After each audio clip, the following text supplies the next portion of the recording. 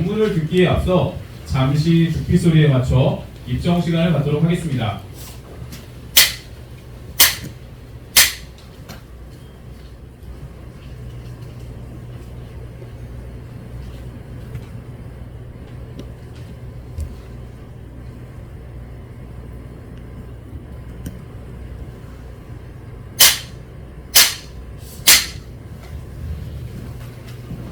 예, 안녕하세요. 예, 너무너무 반갑다. 와.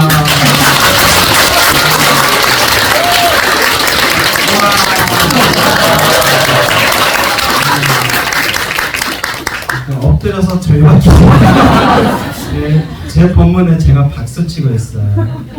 오늘 제가 크게 착각하고 실수했어요. 오늘 동대 이제 일산 병원에서 법회를 왔는데 원래 제가 올 상황이 아니었어요. 그래서 일단 원래 수요일날 법회라고 했는데 죽었다 깨나도 수요일은 시간 내기 어렵습니다 하니까 그러면 최대한 스님 맞출게요. 거기 이제 마음이 한번 사르르 녹더라고요. 나 맞춰준다는데. 그래서 이제 목요일로 잡았는데 원래 목요일도 안 오려고 했어요. 왜냐하면 다른 사찰 법회면 여러분 눈치채셨겠지만 제가 좀 여리여리해요. 그래서 체력이 너무 약해가지고 제가 두 탕은 안 뛰어요. 체력이 너무 버거워서. 그래서 오전에 오늘 저기 봉은사에서 2시간 강의를 했기 때문에 사실 목요일날 저는 이제 한 번 강의하면 뻗어버리거든요.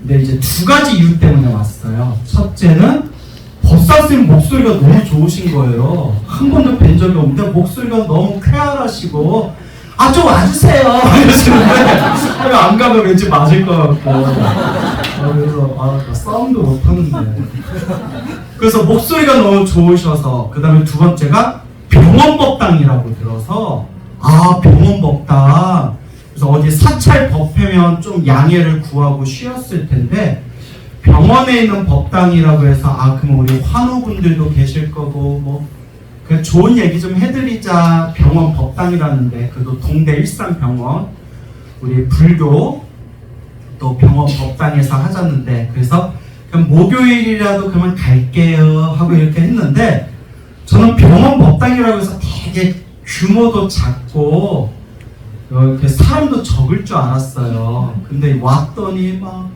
원장님 뵙고 인사드리고 간호부장님이신가요? 막 인사드리고 막 여기저기 인사드리고 또 우리 이렇게 의사 선생님 또 이렇게 많이도 오시고 막 이러셔서 이렇게 규모가 클 줄 알았으면 로션이라도 바르고 왔어요. 로션도 안 바르고 왔어요. 짜증나. 네, 그래서 나 이렇게 거창할 줄 몰랐는데 그래도 오늘 뭐 좋은 인연으로 만났다라는 마음으로 여러분들 오늘 만나 뵙게 되었습니다. 반갑습니다.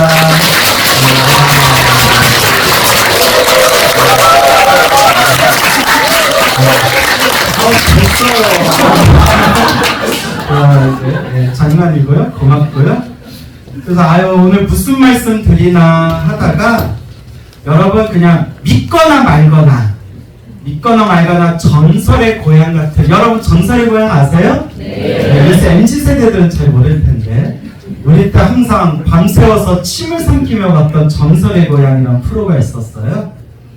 근데 전설의 고향이 실제로 있었는지 없었는지 모르겠지만 재미나잖아요. 그죠? 그래서 오늘 그냥 전설의 고향 같은 재미난 이야기 하나 해드릴 테니까 한번 편안하게 들어보세요.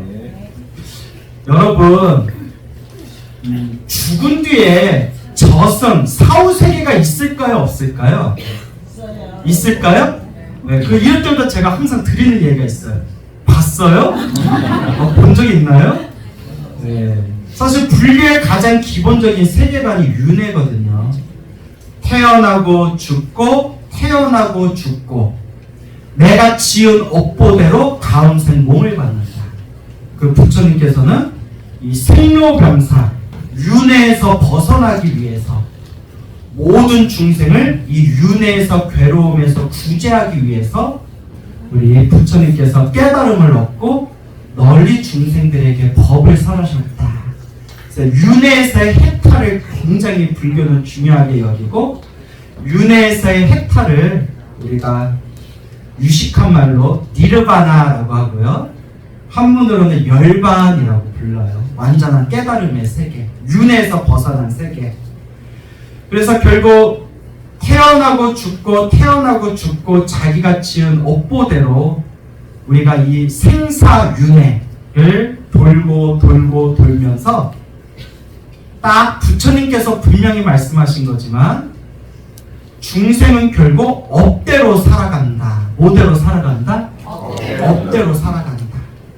큰 스님들이 늘 하시던 말씀이 결국 다 자기 복대로 살아가더라 라는 말씀을 하셨어요.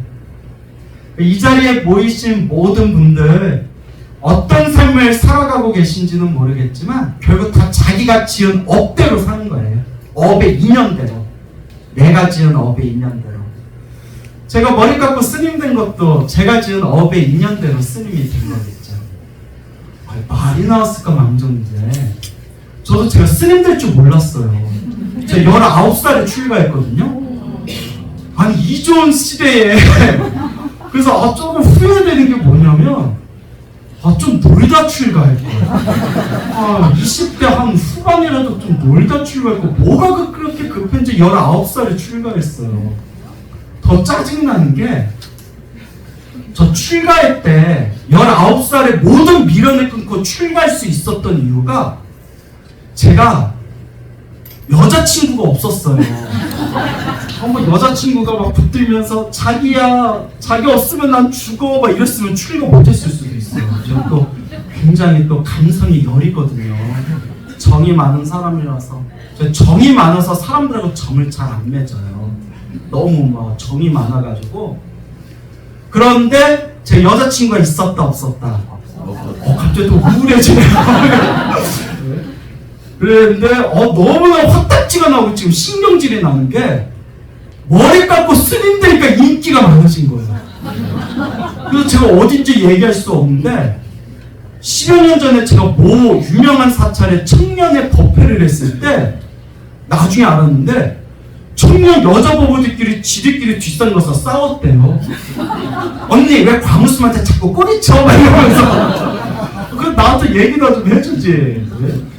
그래서 왜 이루어질 수 없는 이때 왜 나는 이렇게 인기가 많아졌나? 이것도 업인가? 그래서 약간 웃자가 얘기지만 저희가 이제 19살에 이제 출가를 했고 저도 제가 스님 될 줄은 꿈에도 몰랐거든요. 근데 제 아버지가 스님이세요. 제 아버지가 스님이신데 저 낳고 출가하셨어요. 저 낳고 인생이 참으로 덧없고 무상하구나 하고 이제 저 초등학교 때 출가하셨는데 집안 비밀인데요.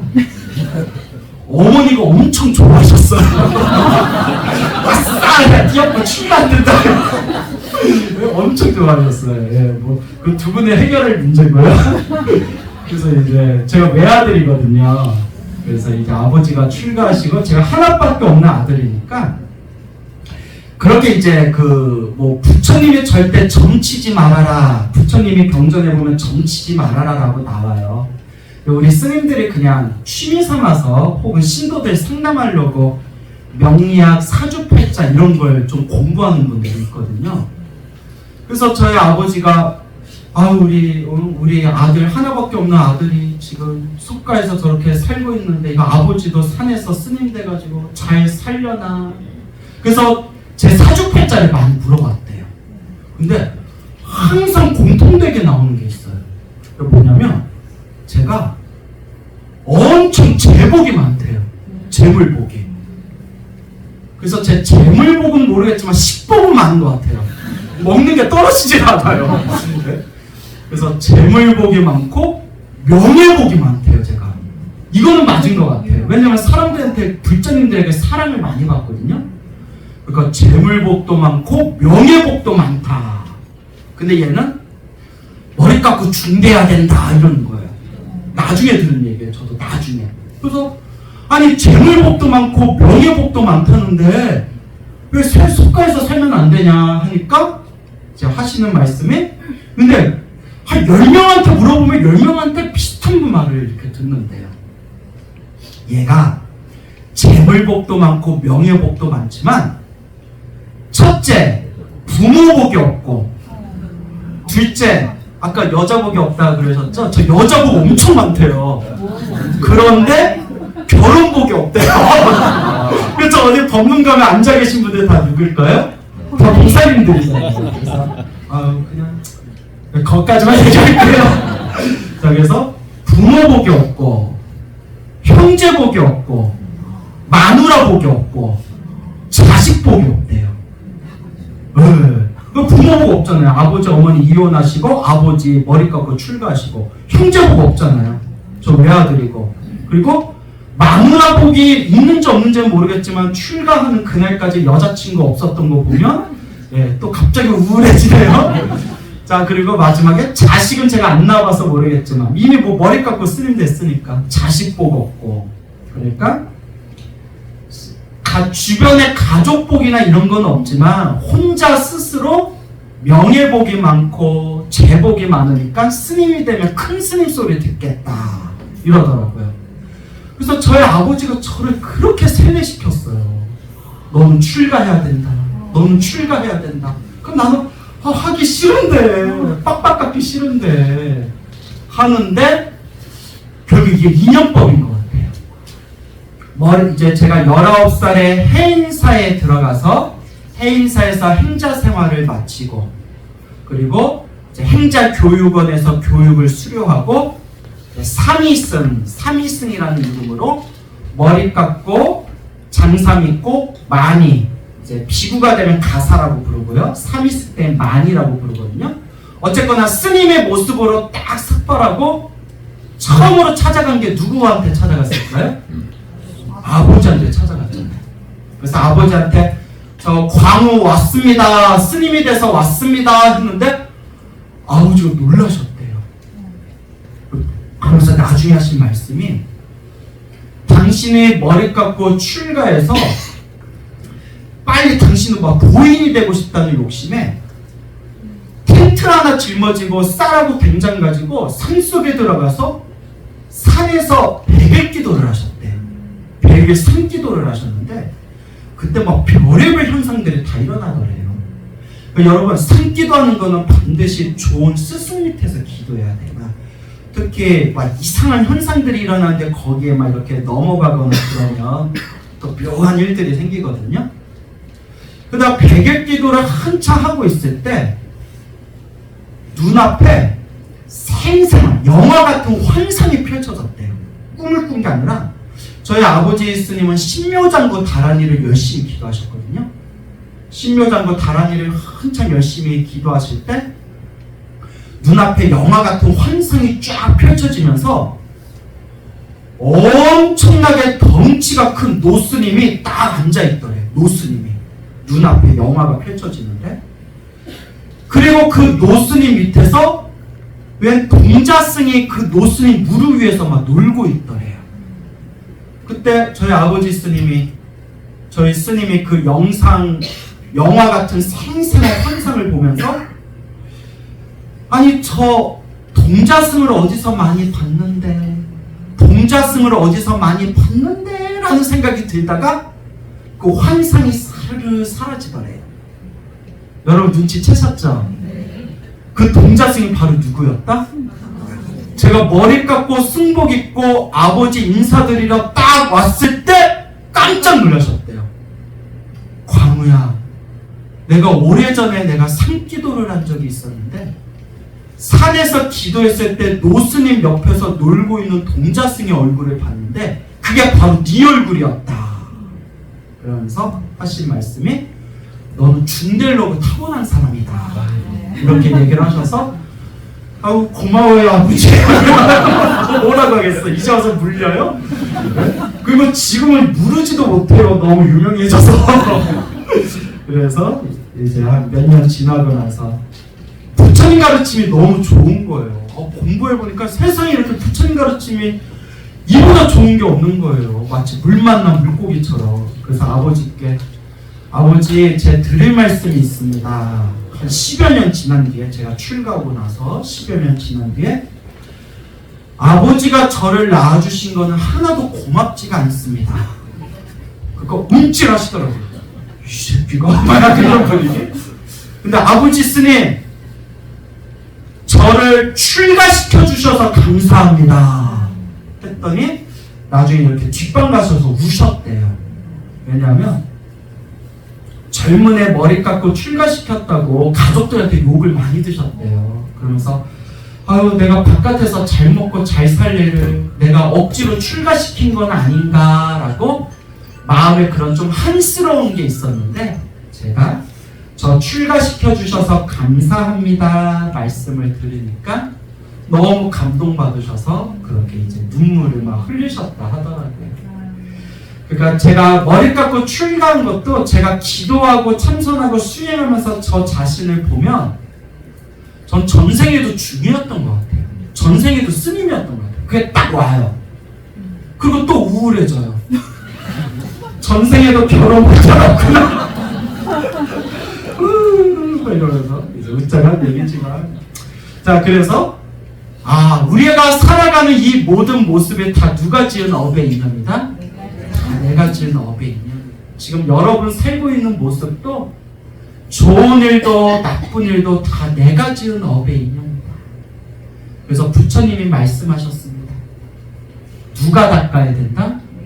그렇죠. 그게 핵심입니다. 내가 닦아야 된다.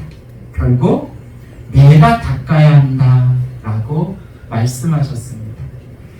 그래서 불교는 이 윤회의 가르침이고, 저는 당연히 윤회가 있다고 100% 믿지만, 또 정말 믿지만 또 윤회가 정말 있었으면 좋겠어요. 그래야 우리 못되게 살았던 사람들이 다음 생에라도 그 죄를 받고, 착하게 살았던 사람들이 이번 생 고생하면서도 착하게 살았던 사람들이 다음 생에라도 보답을 받을 거 아니에요. 그런 맛이라도 있어야죠. 야, 혀 빠지게 착하게 살았는데 죽으니까 끝이더라, 야. 이래버리면 얼마나 억울해요. 그래서 윤회가 있다는 걸 믿지만 또 정말 윤회가 있어야만 된다라고 저는 생각을 해요. 물론 윤회가 있다는 걸 믿어요. 부처님이 분명히 말씀하셨고 백만대장경에서도 수없이 말씀하셨으니까. 그래서 전설의 고향 같은 재미난 이야기 하나 들려드릴 테니까 그냥 편안하게 들으세요. 안 믿으셔도 돼요. 저도 지금 들려드리는 이야기를 책으로 봤으면 안 믿었을 거예요. 제가 책으로 봤으면. 근데 직접 들은 이야기고 저와 친분이 있는 분이라서 안 믿을 수가 없더라고요. 지금 92살이신 노 비구니 스님이 계세요.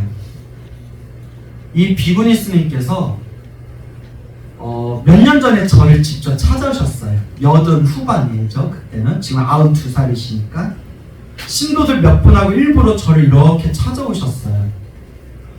스님 어떻게 오셨어요? 내가 광울 스님 찐팬입니다. 내가 광울 스님 광팬입니다. 내가 죽기 전에 내가 스님 얼굴 보러 왔습니다.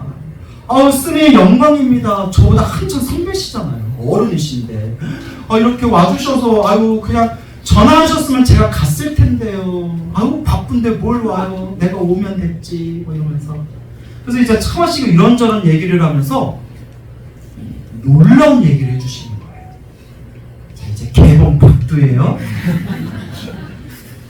스님, 제가 죽어서 염라대왕 만나고 왔습니다. 그래서 또 이상한 사람 찾아왔네. 저 주변에 이상한 사람들이 많이 오거든요. 제가 시도 얘기 많이 하다 보면 스님 저는 매일 밤마다 관세음보살 만나요. 그럼 내가 부럽네요. 그래요. 계속 만나세요. 스님 저 기도할 때마다 자꾸 뭐가 보여요. 그럼 안과를 가세요. 뭐가 보이는데 왜 저를 찾아오세요? 이상한 사람도 엄청 많아요. 저래도.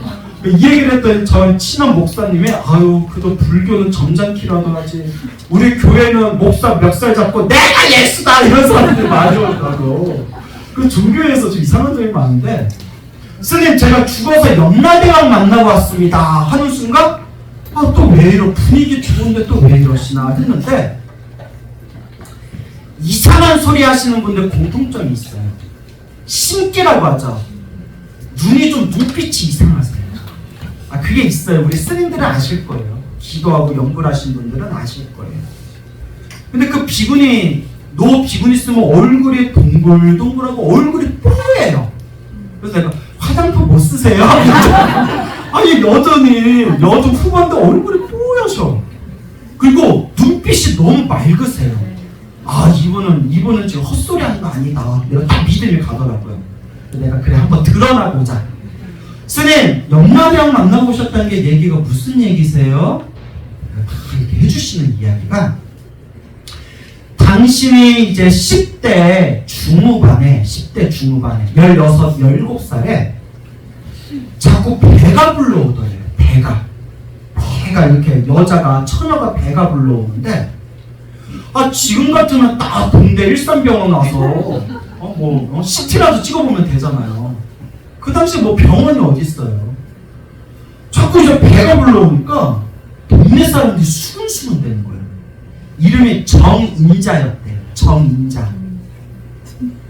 야, 인자 큰일 났다. 야, 쟤 애가 졌나 보다. 여기 혹시 인자씨 계시나요? 어디 가서 얘기했더니 김인자씨 계셨네. 김인자씨 없나요? 예, 이 계세요? 여기 넘어가요. 그분 정인자였어요. 인자 애가 졌나 보다. 동네 사람들이 수근수근 되니까, 옛날 또 가문의 명예를 중요시하는 시절이었잖아요. 어머니가 식칼을 들고 칼에다 겨눴대요. 어머니가. 지금은 상상도 못할 일이죠. 옛날에는 동네 창피해가지고 어머니가 식칼로 딸 목에다가 칼을 들이대고, 어느 새끼 놈이냐고, 누구냐고, 애 아빠 누구냐고. 그래요. 남자 손도 못 잡아봤어요. 그래요. 그 배가 왜 이렇게 불러오냐. 진짜 모르겠다고. 그래서 뭐 어디 한의원에서 그 당시에 의원 불러가지고 보면, 이거 임신은 아닌 것 같다. 그래서 이제 약도 먹고 하는데 배가 막 불러오더니 그대로 막 혼절을 해버렸대요. 기절을 해버린 거예요. 그 기절한 그날로 자리에서 일어나지 못하고, 지금으로 보면 그 소말리아 애들처럼, 기아처럼, 소말리아 그 기아 애들, 불쌍한 애들처럼 팔다리며 삐쩍 마르는데 배가 복수 찬 것처럼 배만 볼록 나왔대요. 그 병원에 못 가서 무슨 병인지도 몰랐지만, 집에서 난리가 나서 의원들을 부르고 했는데도 그냥 관 미리 짜놔라 이러더래요. 못 일어난다, 못 산다. 지금 시대면 살렸을 거예요. 그러니까 어느 병원에 와야 돼요? 그래서 그렇게 이제 거의 자리에서 일어나지도 못하고 하루 종일 누워있고, 배만 복수 찬 것처럼 차고, 음식을 먹지도 못하고 물만 겨우 마시고, 그렇게 이제 누워있는데, 그때가 16살인가 7살이었대. 한밤중에 잠을 자고 있는데 바깥에 대문을 꽝꽝꽝꽝 두드리면서 자꾸 이리 나와라, 어서 나와라 하고 사람 부르는 소리가 들리더래요. 그래서 왜 엄마 아빠는 안 나가시나, 이밤중에 사람이 찾아왔는데 왜 안 나타나시나. 근데 계속 대문을 꽝꽝꽝꽝 두드리니까 나라도 일어나야겠다 하고 일어나려고 했는데 자기 몸이 쑥 하고 일어났대요. 내 몸이 일어났어 하고 자기 몸을 봤더니 옛적에 건강한 몸이더래요. 이제 영혼이 나온 거예요. 혼이 나온 거예요. 이쯤 되면 눈치채셨죠? 대문 열어봤더니 누가 서 있어요? 저승사자. 뜬금없이 엿장수? 이러면 이제 우리 관계 어색해지는 거예요. 이제 저승사자가 딱 인자, 정인자냐 하고 이렇게 이제 질문을 하더래요. 제가 정인자입니다. 가자. 떠날 때가 됐다. 어서 가자. 어딜 간다고요? 염라대왕님이 기다리신다. 이러더래요. 그래서 내가 여기까지 듣고, 이제 저 스님 말 끊어서 죄송한데, 지금 진짜죠? 진실이죠? 스님, 내가 부처님 제자인데 어떻게 거짓말을 해요? 내가 하는 말 하나도 거짓말이 아니에요. 일단 들어봅시다, 스님. 나도 어이가 없어서. 그러니까 그럼 부모님한테 인사드리겠습니다. 이미 늦었다. 그러니 어서 가자 하고, 그래도 지어놓은 복이 있으셨는지 꽃가마를 데려냈대요. 꽃가마를 타라. 보통 우리 전설고용 보면 걸어가잖아요. 네, 저승사자가 뒤에서 쩔랑쩔랑 걸어가는데 가마 타고 가자 이러더래요. 뭐 지어놓은 복이 있었나 봐요. 근데 이거 여담인데 요 얘기를 해도 될지 모르겠는데, 그 우리 불교설화 같은 거 보면, 또 부처님 경전에 보면 복을 많이 지은 사람은 하늘에서 마차를 가지고 데려간다, 뭐 이런 표현이 나와요, 경전에도. 제가 굉장히 존경하던 스님이 있었는데 공부를 너무 열심히 하다가 상기병이라는 거에 걸렸어요. 스님들은 아실 텐데 상기병에 자율신경이 무너진 거예요. 그 병이 너무, 상기병이라는 그 일종의 정신적인 질환일 수도 있고, 병이 너무 깊어지셔가지고 정말 참선하던 스님들 사이에서는 굉장히 유명하신 분이에요. 제가 굉장히 존경하던 스님이신데, 젊었던 스님이신데, 선배 스님인데, 상기병 낫는 게 놀면 낫는데요. 놀면 낫는 병이에요. 수행해서 걸린 병이기 때문에, 이 먹고 하면서 막 하루에 막 맨날 뭐 3개월 동안 자리에 눕지 않고 용맹전진하고 정말 뭐 목숨 걸고 수행하다가, 이것도 전생의 억병이겠죠. 놀면 되는데 그분 놀 수가 없는 거예요. 정말 고든 분이었어요. 우리 같으면 이거 핑계대고 놀 텐데, 제주도도 가고. 그런데 그분은 오로지 수행 말고는 그 무엇도 관심이 없는 분이었거든요. 오로지. 그래서 이런 얘기해도 될지 모르겠지만, 이번 생 나는 끝났다. 수행할 수 없는 몸으로 무슨 출가자라고 할 수 있겠냐 하면서 좀 극단적인 데가 있는 거죠. 그러니까 목숨 걸고 공부하시다 병이 걸린 건데, 다음 생에 다시 좋은 몸 받고 수행한다고 자살하셨어요. 네, 자살을 하셨는데, 이거 사진을 찍어놨어야 되는데 아직도 이게 우리 스님들 사이에서 믿어야 되나 했는데, 나무에서 목을 매다셨는데 처음 발견했던 신도님 증언에 의하면 결가부자를 하고 목을 매다셨대요. 참선하는 결가부자를 하고 목을 매달고 가셨대요. 결가부자라고 아세요? 네. 참선자세요. 대단한 거거든요. 결가부자라고 목을 매셔서 가셨대요. 근데 너무 놀래가지고 스님하고 푸는 바람에 결가부자가 이제 풀어져 버렸는데, 하여튼 그 신도 증언은 그래요. 자기가 처음 봤을 때 결가부자하고 가셨다. 근데 상을 본 거 아닐까요? 그럴 수도 있는데, 스님이 돌아가셨다는데 웃음이 나오세요. 스님 무섭다. 장난이에요. 근데 지금 이 얘기하려고 그래요. 친형이 수행을 엄청 열심히 하셨는데, 시간상 돌아가시기 전에 밤에 친형한테 전화를 하셨대요. 이렇게 얘기하셨대요. 요게 묘한 얘기인데,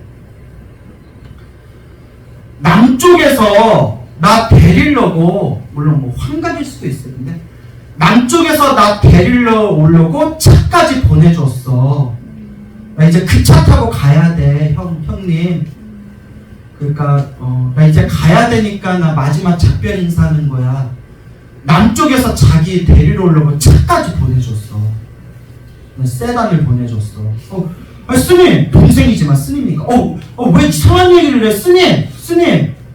나 이제 남쪽에서 차 보내줘서 이제 그거 타고 나 가요. 하고 친형하고 마지막 통화를 하고, 그 친형 되시는 거사님이 느낌이 너무 이상해서 그 근처에 시봉하는 보살님한테 아침에 좀 가보라고. 그러다가 이제 발견이 된 건데, 근데 이제 우리 스님들끼리 하는 얘기인데, 남쪽에서 차를 보내왔다 그랬잖아요. 이제 우리 스님들 추측이지만, 그분이 말년에 마지막에 자기 업장 소멸한다고 지장기도를 많이 하셨어요. 우리 지장기도 할 때 쓰면 우리 뭐라고 하죠? 전도할 때? 나무 남방화주라고 해요. 남방화주 대원. 남방이 남쪽이라는 뜻이거든요. 남쪽에 교화하는 주인 남방화주 대원본종. 그래서 우리 스님들끼리 지장기도 말년에 마지막에 지장기도를 많이 하셔가지고 남쪽에 지장보살님이 이제 스님이 죽을 때를 알고 남쪽 지장보살님이 차를 보내준 거 아니냐. 그러니까 좋은 데 가셨을 거다. 저희들끼리 그렇게 마음의 위안을 삼았죠. 근데 정말 훌륭하신 스님이었어요. 그러니까 그냥 좀 구부러지고 놀러 다니면 되는데 놀 수가 없고 오로지 수행밖에 없는 분이라서 유언에 저는 다음 생 새 몸을 받아서 수행할 겁니다 하고 떠나신 분이 있어요. 네, 좀 우울한 얘기였는데, 자, 그래서 그 꽃가마를 타고 저승사자를 따라갔대요. 인자씨가 이제 정인자씨가 이제 그 저승사자를 따라서 꽃가마에 가마꾼이 자기를 태우고 룰루랄라 저승길을 가는데 저승길이 다 기억난대요. 다 기억나는데 시간 관계상 일일이 얘기할 수는 없고 제가 다 기억나지만 중요한 게 뭐냐면 10개인가 문을 통과했는데 이렇게 큰 강당에 들어갔대요. 강당. 말이 강당이지 그 천장의 끝이 보이지 않더래요. 천장이 끝이 보이지 않는 강당을 지나가는데 저승길에 천장에 자루 있죠. 자루들이 주렁주렁 매달려 있더래요. 자루가. 근데 자루가 크기가 다 다르더래요. 큰 거, 작은 거, 중간 크기가 저마다 다 다르더래요. 그 자루들이 끝이 없이 펼쳐져 있더래요. 그래서 너무 궁금해서 이렇게 보다가 저승사자님, 요 천장에 있는 자루가 뭐예요? 물어봤대요. 그러니까 저승사자가 걸으면서 뒤도 안 쳐다보고 걸으면서 딱 하는 얘기가 네가 살고 있는 인간 세계 복자루다 이러더래요. 그러니까 인간 세계 자기들 살고 있는 중생들의 복의 자루래. 복자루. 큰 거는 복이 많은 사람, 작은 거는 복이 적은 사람. 그래서 우리 어른들이 그런 얘기 하잖아요. 태어날 때 뭐는 갖고 태어난다? 자기 먹고 살 만큼 복은 태어난다. 이게 다 복자루예요? 와 하면서 보는데 저기에 엄청나게 큰 게 보이더래. 엄청나게 큰 게. 너무 커가지고 너무 커서 유독 저 큰 거는 누구 거예요? 라고 물어봤대요. 아 궁금하잖아요. 그러니까 저승사자가 누구 딱 하고 보더니 그래서 스님이 하신 말씀이 꿈이 아니라는 거예요. 꿈이면 내가 그 사람 이름을 어떻게 들었겠냐. 뭔 얘기인지 알죠? 꿈은 내가 알고 있는 것만 꾸는 거잖아요. 내가 보지도 않고 듣지도 않은 걸 꿈에서 보거나 들을 수 없잖아요. 그래서 자기가 꿈이 아니라는 거예요. 누구 거예요? 했더니 제가 이거 방송에서도 본문했을 때 이름을 안 댔어요. 너무 예민해질 수 있어서. 이병철이라는 사람이다 이러더래요. 병철 씨라고 아세요 혹시? 삼성을 만든 이병철이라는 사람 거다. 그때 인자 씨가 뭐라고 하면 이병철이 누구예요? 그때 물어봤대요. 처음 듣는 사람이라서. 이병철이 누구예요? 했더니 네가 살고 있는 인간 세상에서 사업을 할 사람이다. 자루가 엄청 커요 하고 놀랬대요 자기가. 그리고 속으로 뭐라고 생각했냐면 내가 혹시 인연이 있다면 이 이병철이라는 사람을 내가 꼭 만나보고 싶다. 그때 저승에서 듣고 그리고 하신 말씀이 나중에 만났대요. 만나서 밥도 같이 먹었대요. 그리고 자기가 저승에서 본 얘기까지 다 해줬대요. 그래서 거하게 밥 사주고 운전기사한테 부탁해서 집까지 자기가 다 보내줬대요. 자랑하시더라고요. 와, 그래서 스님 이거 진짜죠? 스님 말을 못 믿는 게 아니라 진짜죠? 아, 내가 부처님 제자인데 내가 스님한테 거짓말을 하고 있어요. 내가 스님한테 거짓말한다고 내가 무슨 이득을 받겠어요? 아, 스님 말을 의심하는 게 아닌데 너무 신기해서요. 그때 여러분 이쯤 되면 여러분들도 저랑 똑같은 생각 들 텐데 내 자루는 어떻게 생겼을까? 궁금해 안 궁금해요? 아 궁금할 거 아니에요. 나한테도 물어봤을 것 같아요. 저 관우자루는 어디 있나요? 그래서 물어봤대요. 저승사자님 제 복자루는 어디 있어요? 했더니 저승사자가 너 왜 이렇게 말이 많냐고 하면서 찾아줄 거 다 찾아주더래요. 왜 이렇게 말이 많냐 하면서 어디 보자 뭐 저승사자의 그 무슨 천안통이 있나봐요. 뚜뚜뚜뚜 하더니 니 거 저기 있다 정인자 니 거 저기 있다 해서 딱 보고 삐찌찌 얼마나 조그만지 충격을 받았대요. 너무 작아가지고 자루가. 여기 앉아계신 분 중에 남 얘기 같지 않은 분들도 있을 수 있어요. 삐찌찌 해가지고 너무 작아서 충격을 받아가지고 그때 이렇게 생각했대. 내가 다시 인간으로 살아갈 수 있다면 난 평생 복을 짓고 살리라. 내 복자루를 크게 만들리라. 그때 마음을 되새겼대. 그래서 그 뒤에도 막 이것저것 많이 봤는데 그저 요 얘기 하나만 더 해드리면 여러분 촛불 있죠.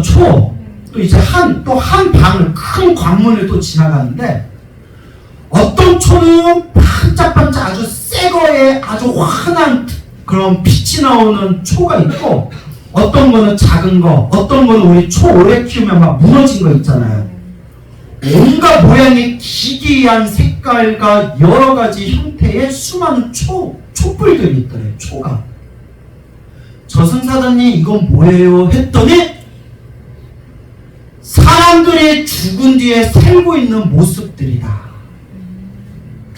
살았을 때 착한 일을 많이 한 사람은 그 사람의 초는 환하게 빛이 나고 있는 거고 다 무너지고 꺾이고 초가 막 다 타가지고 저렇게 다 무너진 초들은 못된 짓을 많이 해가지고 지금 괴롭게 살고 있는 사람의 초이다 이러더래.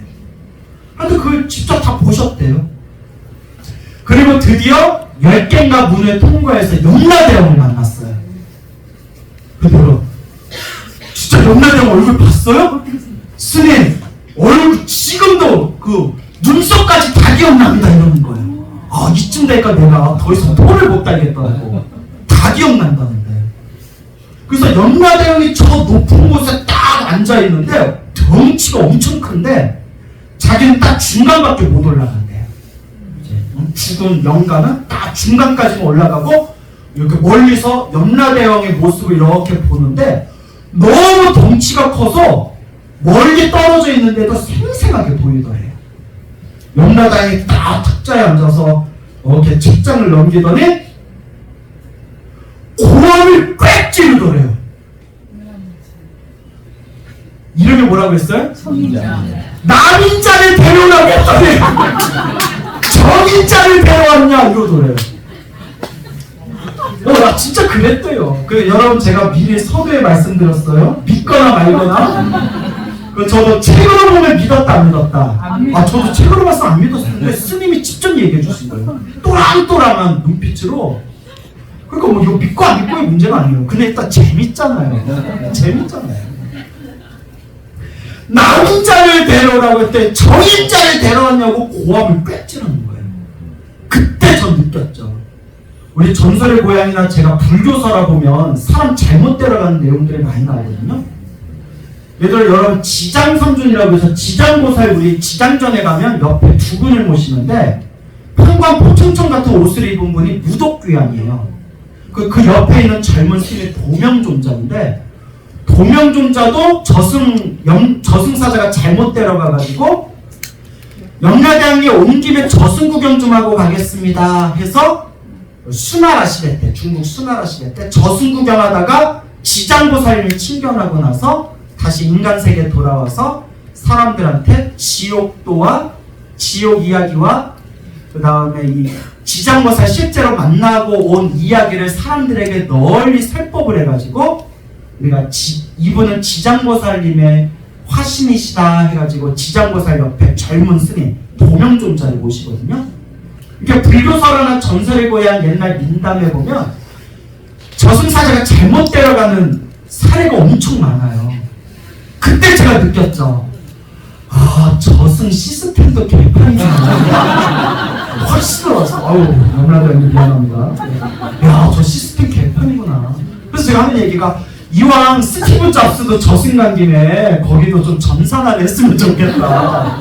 그러니까 잘못 데려간 경우가 많아요. 아니, 남인자를 데려오라고 했더니 정인자를 데려왔냐 했더니 저승사는 뭐 어쩔 줄 몰라 그래요. 그래서 정인자한테 딱 이렇게 얘기했대요. 그 목소리 발음까지 똑똑히 기억난대. 요 비분 있으니. 인자야, 정인자야. 네가 지금 저승길에서 본 것은 다 사실이다. 그 네가 앞으로 몇십 년 후에 내 앞에 다시 서게 될 것이다. 지금 인간 세계로 돌려보내줄 테니 몇십 년 후에 나를 다시 만나게 될 테니 너에게 숙제를 주겠다. 왜 복을 많이 줘라. 너에게 숙제를 주겠다. 100가지 방편으로 중생을 구제해라. 이러시더래요. 몇 가지 방편으로? 100가지 방편으로 중생을 구제해라. 하고 이렇게 돌려보냈대요. 그래서 이제 어찌어찌 와가지고 집까지 와서 이제 시간 관계상 집까지 와서 저승사자한테 아이고 고생하셨어요. 그래 나 간다. 야 너도 고생했다. 야 빨리 들어가. 해가지고 방에 딱 들어왔는데 자기가 누워있더래요. 누워있는 자기를 만지는 순간 딱 눈을 떴더니 한바탕 꿈이더래요. 근데 자기가 꿈이라고 생각 안 하죠. 실제로 보고 왔다고 생각하죠. 그 증거가 이병철이라는 이름을 그때 들었대요. 저승에서. 내가 저승 갔다 왔구나 하고 한숨이 폭 나오는데 비구니스님 하신 말씀이 그때 저승 한번 갔다 오고 나서 몸 아픈 게 싹 사라졌대요. 완전히 건강으로 돌아왔대요. 그래서 제가 많은 분한테 하는 얘기가 빨리 건강해지고 싶으면 어디 한번 갔다 오자? 그럼 저승 한번 갔다 오자. 좀 우스갯소리. 근데 여기서 할 우스갯소리는 아닌 것 같아요. 우리 다들 건강합시다. 알겠죠? 네. 다들 건강하셔야 됩니다. 자, 그래서 몸이 건강해지시고 병이 싹 사라지셨대요. 그리고 여차여차해서 몇 년 후에는 이제 머리 깎고 출가하시고 그렇게 이제 100가지 방편으로 중생을 구제해라 라는 그 약속을 지키기 위해서 당신이 정말 엄청나게 봉사활동을 많이 했대요. 정말 복도 많이 짓고 정말 주변에 엄청난 돈도 주변에 많이 보시하고 누구 앞에서도 당당할 만큼 봉사활동을 많이 하셨대요. 그 비구니 스님 이름이 정덕 스님이세요. 정덕 스님. 광우 스님, 제가 한 이야기 하나도 거짓이 없습니다. 저 진실입니다, 스님. 제가 스님한테 거짓말한다고 제가 무슨 이득이 있겠습니까? 네, 제가 이제 이야기를 조금 이것저것 좀 빠뜨리고 시간 관계상 그냥 굵직굵직한 것만 얘기해서 그렇지 그 스님의 진솔한 얘기를 듣다가 제가 에이 어디서 약을 쳐 이러다가 마지막에 저도 모르게 믿습니다! 이러고 있어요. 믿습니다. 네, 스님 말씀 믿습니다. 그래서 이제 여담인데 그 후로 명절날마다 저한테 막 선물을 보내주시는 거예요. 이것저것 막 홍삼도 보내주시고 그리고 홍삼도 보내주시고 인삼도 보내주시고 그래서 아우 스님 왜 이렇게 삼을 많이 보내주세요. 아우 삼삼하라고 그래서 이렇게 먹었는데 이번에 올해 2024년 추석 때 9월 추석 때 안 되겠더라고요. 내가 자꾸 선물만 받고 내가 인사드려야 되겠다. 저 노원구에 저택을 개조한 포교당이 계세요. 또 지방에 유명한 사찰도 해주시고 스님 제가 찾아뵙겠습니다 하고 이제 추석에 가서 인사드려서 92살인데 너무 정정하셔요. 그래서 이렇게 인사드리고 또 이런저런 얘기도 하다가 문득 이렇게 물어봤어요. 제가 너무 궁금한 게 있었거든요. 스님 그 저승 갔다가 복자로 이병철 자루본 얘기 해주셨잖아요. 했죠 스님? 혹시 옆에 정주현 자루는 없었나요? 궁금해서 이병철과 정주영의 양대 산맥이잖아요. 정주영 자료는 이병철 자료만 봤다는 것도 이해가 안 돼가지고 했더니 또 하신 말씀이 스님 그렇잖아서 내가 그 말을 안 했나 본데 이병철 옆에 그만한 큰 자루가 대여섯 개가 또 달려 있었어요. 이러는 거예요. 그러니까 그 중에 한 명은 정주영 자료였을 수도 있죠, 스님? 이러시는 거예요. 그래서 내가 와, 그러면 그 대여섯 개 달린 그 자루가 우리나라 5대 기업 자료였나 보네요. 아마 그랬을 수도 있어요. 이러시는 거예요. 그래서 어쨌거나.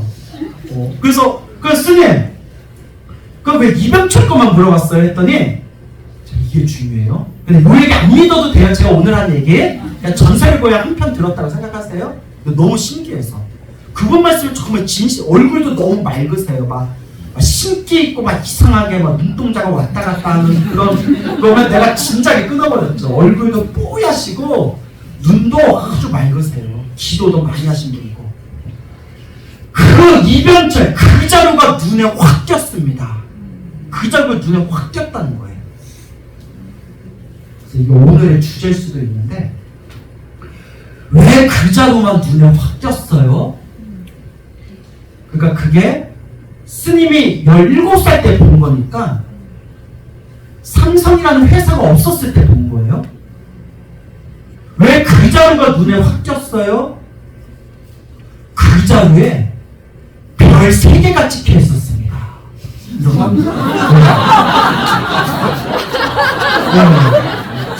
우와! 스님 주변에 봤으면 한 입 먹었다가 남긴 사과도 있었겠네요?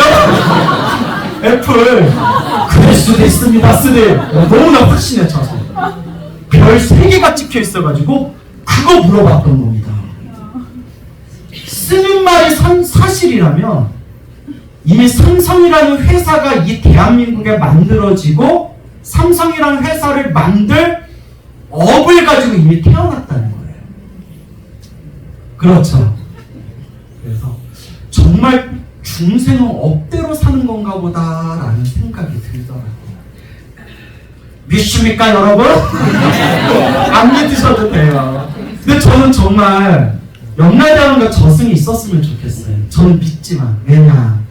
그래야 이번 생 힘들게 살아도 양심을 지키고 착하게 살았던 사람들이 다음 생에라도 또 그 보답을 받을 수 있고, 정말 막 뉴스만 틀면 나오는 징글징글한 인간들, 이번 생에 법을 쏙쏙 피해간 인간들이 그래 한번 다음 생에 한번 보잖아. 그래야 우리 사람들이 그런 어떤 다음 생이라는 것이 있고 내가 어떻게 살았냐에 따라서 다음 생 내 그 업을 받을 거다. 좋은 업이건 나쁜 업이건 내 업을 받을 거다. 이래야 좀 살아갈 맛도 날 것 같아. 그렇죠, 여러분? 네. 그러니까 여러분들도 복을 엄청 많이 받을 것 같아요. 이렇게 아프신 분들을 위해서 애써주시니까. 그렇죠, 여러분? 네. 네. 와. 자, 그래서 마지막 짧은 이야기로 마무리를 하겠습니다. 그냥 오늘 여러분들 많이 피곤해하고 또 우리 법사 스님이 다들 이렇게 우리 환자분들도 마음 좀 편안하고 재밌는 얘기 들으러 오셨으니까 좀 재미난 얘기, 신앙심을 일으킬 수 있는 얘기 해달라 하셨고, 또 우리 여기 계신 교직원분들도 일이 스트레스가 너무 많아가지고 좀 이렇게 즐겁게 들을 수 있는 얘기 해달라 해서 믿거나 말거나 전설의 고향 재미난 얘기 하나 해드렸고요. 마지막에 꼭 당부드리고 싶은 이야기가, 저는 항상 불자분들에게 늘 하는 얘기가 있어요. 좋은 일도 나쁜 일도 내가 지은 업이다. 내가 지은 업보다. 그래서 행복해지고 싶다면 힘들고 괴롭고 답답할 때일수록 뭐 해라? 기도해라. 그래서 늘 말씀드리는 게 한번 따라해 보시겠어요? 업장 소멸. 업장을 소멸해야 된다. 기도해라 라는 말씀입니다. 그래서 제 머릿속에 이거 뭐 사람들이 저걸 믿어야 되나 싶을 정도로 신비한 이야기, 불교서랑 지금 이 시대의 불자님들 체험한 수백 가지 이야기들을 제 머릿속에 담고 있지만, 그리고 그 이야기들이 궁금하신 분들은 유튜브에 광호 스님의 법공양 구독과 좋아요는 당신의 댓글과 지금 몇 달째 13만 8천 명이야. 몇 달째 14만 안 올라가. 미안해, 좀 흥분했나요? 그 중에 그냥 신비한 이야기 하나 해드릴게요. 기도하라는 의미에서. 몇 년 전에 화계사의 저 찐팬이라는 여성 불자님이 애들 데리고 저를 찾아오셨어요. 막 사인하고 사진 찍고 스님 팔짱 껴도 돼요? 그래서 남편이 있는데 괜찮을까요? 팔짱 껴라. 그래서 막 팔짱도 껴드리고 너무 제 찐팬인데 뭐 물려고 하시더라고요. 너무 좋다고. 근데 이제 뭐 이런 거 이제 중요한 게 아니라 그분이 이제 저한테 직접 해주신 얘기인데 남편이 군인이었던 것 같아요. 그 군법당을 많이 다니셨는데 군법당, 우리 병원법당처럼 이제 짧게 말씀드리면 기도하면 집에 좋은 일이 생긴다 해가지고 기도를 열심히 했대요. 집안에 좋은 일 좀 생기고 남편 승진도 되고 뭐 그런 거 있잖아요. 그래서 뭐에 꽂혔냐면 신묘장구 대다간이에 꽂혔대요. 근데 여러분 어떤 기도를 해도 상관없어요. 뭐 금강경을 하든 지장기도를 하든 법화경을 하든. 근데 그분은 이제 신묘장구 다란이로 가피받은 이야기예요. 한참 열심히 할 때 정말 기도하다 보니까 집안에 좋은 일이 정말 생기는 것 같더래요. 그래서 한참 막 기도에 힘붙을 때 하루에 108독을 했대요. 신묘장구 대다란이를 108번을 외운 거예요. 물론 우리 교직원분들은 뭐 바쁘셔서 그게 안 되겠지만 그분은 가정주부다 보니까 낮에 막 108도씩 하고 밤에는 막 법당에 가서 주말에는 철야 기도를 하고 왔대요. 법당에서 밤새워서 신묘장구 다란이 외우고. 그러니까 한참 기도를 하고 정말 좋은 일이 많이 생기더래요. 제가 이 얘기를 드리고 싶어서 그래요.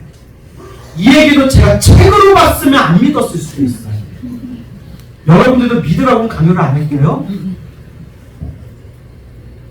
그분이 하신 말씀이, 저한테 직접 해주신 말씀이 인제 양구라고 아시죠? 강원도.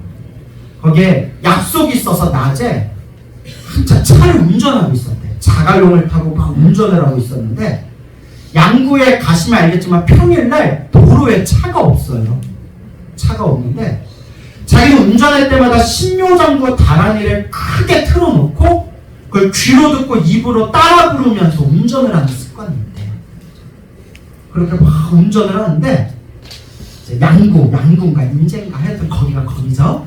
강원도 양구 인제를 막 이제 약속 장소로 운전하는데 저기 이렇게 사거리가 보이고 신호등이 보이더래요. 앞에 신호등 보면서 그냥 계속 쭉 달리고 있었는데 눈앞에, 길 한가운데 눈앞에 병풍이 나타나더래요. 병풍. 제사 지낼 때 우리 병풍 치잖아요. 눈앞에 병풍이 나타나더래요. 나 여러분들 지금 어떤 느낌 들었는지 알아요. 저도 병풍이요? 나도 그랬어요. 제가 하는 그 병풍이요? 예수 제사 지낼 때 그 병풍 치잖아요. 그게 길에 나타났다고요? 예수님! 또 이 여자가 왜 이러나? 얘기해보세요, 보살님. 눈앞에 병풍이 딱 펼쳐지면서 꿈이 아니라 실제래요. 병풍이 펼쳐지면서 황금빛이 뿜어져 나오더래요. 황금빛. 그때 그 병풍에 신묘장구 대다란이라고 적혀있더래요. 너무 놀래가지고 이거 뭐야 하고 제가 급브레이크를 해봤대요. 병풍에 신묘장구 다란이라고 딱 적혀있는 걸 보고 브레이크를 쫙 밟았는데 서울이었으면 추돌사고 났을 거예요. 다행히 차가 없었대요. 평일날. 띡 하고 멈춰서 사거리 앞에서 딱 멈췄대요. 멈췄는데 병풍이 사라진 거예요. 이거 뭐지? 내 귀신에 홀렸나? 하는 순간 눈앞에서 눈치채셨나요? 트럭이 웅 하고 지나가요. 그 사람이 졸음운전을 했는지 딴짓을 했는지 모르겠는데 신호등을 무시하고 자기 눈앞에서 사거리에서 대형 트럭이, 공사장의 대형 트럭이 신호등을 무시하고 눈앞에서 웅 하고 지나가더래요. 온몸에 소름이 쫙 끼치면서 그때 자기가 그냥 가고 있었으면 어떻게 될 뻔했다? 대형 사고가 났을 거예요. 온몸에 소름이 돋으면서 부들부들 떨리는 손가락으로 전화를 걸어가지고 모든 약속을 취소했대요. 그 어디 갔을까요? 어디 갔을까요? 여기서 눈치 없이 고고장? 법당 갔겠죠, 당연히.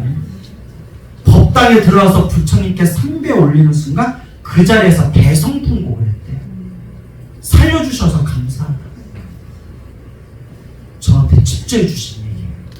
믿습니까, 여러분? 자, 그래서 이게 이제 오늘 이야기의 마지막 결론일 수 있는데 이걸 꼭 들어주셨으면 좋겠어요. 그분이 이런 신비한 이야기를 해주면서 자기는 부처님 기도 은혜에 대해서 조금 더 의심이 없대요. 자기가 체험했으니까. 스님, 이런 얘기를 누구한테 얘기하는데 누가 믿겠어요, 스님? 눈앞에서 병풍이 펼쳐지고 신묘장구다라니가 써있는 병풍을 보고 급브레이크를 밟았는데 사거리 앞에서 대형 트럭이 지나간 걸, 제 목숨이 살아난 걸 누가 믿겠어요? 근데 이제 이런 얘기를 하시는 거예요.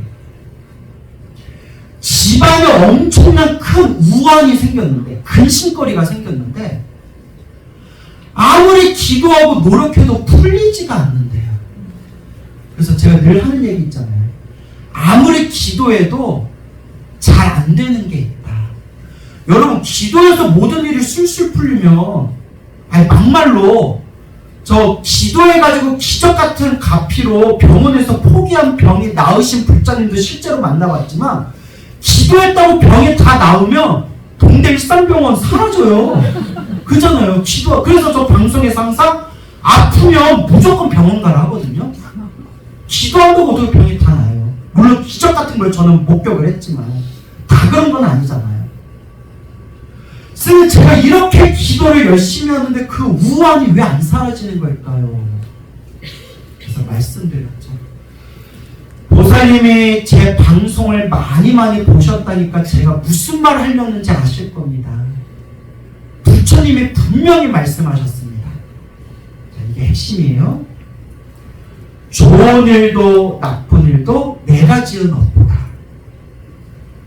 나쁜 일이 생겼을 때, 괴로운 일이 생겼을 때 열심히 수행하고 열심히 기도했는데도, 열심히 수행하고 열심히 기도했는데도 나쁜 일이 생겼다면 그거는 부처님이 분명히 하신 말씀이에요.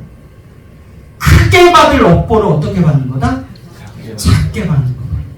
기도했다고 모든 일이 술술 풀리는 게 아니라 수행하고 기도해도 나쁜 일은 생긴다는 거예요. 단, 그 나쁜 일도 누가 지은 업보고? 내가 지은 업보고. 그 기도를 열심히 했는데도 나쁜 일이 생긴 것은 내가 크게 받을 업을 어떻게 받는 거다? 작게 받는 것이다. 보살님, 아마 보살님이 머나먼 과거 전생부터 이거와 관련된 엄청난 나쁜 업보를 많이 저지르셨나 봅니다.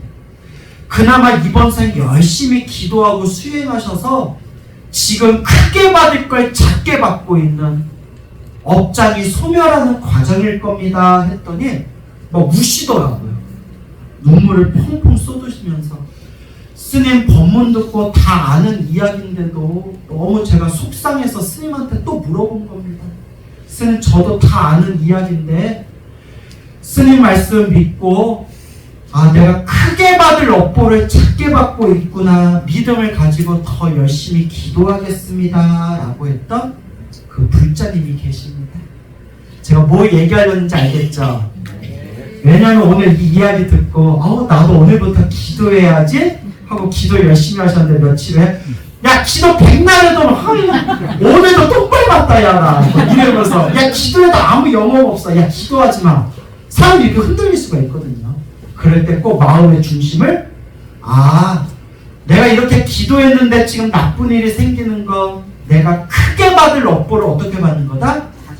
작게 받고 있는 거다 라는 믿음을 가지고 우리 법사 스님께 기도하는 방법 물어보면서 이번 생 기도하고 다음 죽은 뒤에 염라대왕 만나면 또 여러분 썰필 거 하나 있어야 되잖아요. 그대는 무슨 일을 하고 왔는가? 라고 할 때 당당하게 저 좋은 일 하고 왔습니다. 당당하게 말할 정도는 돼야 되잖아요.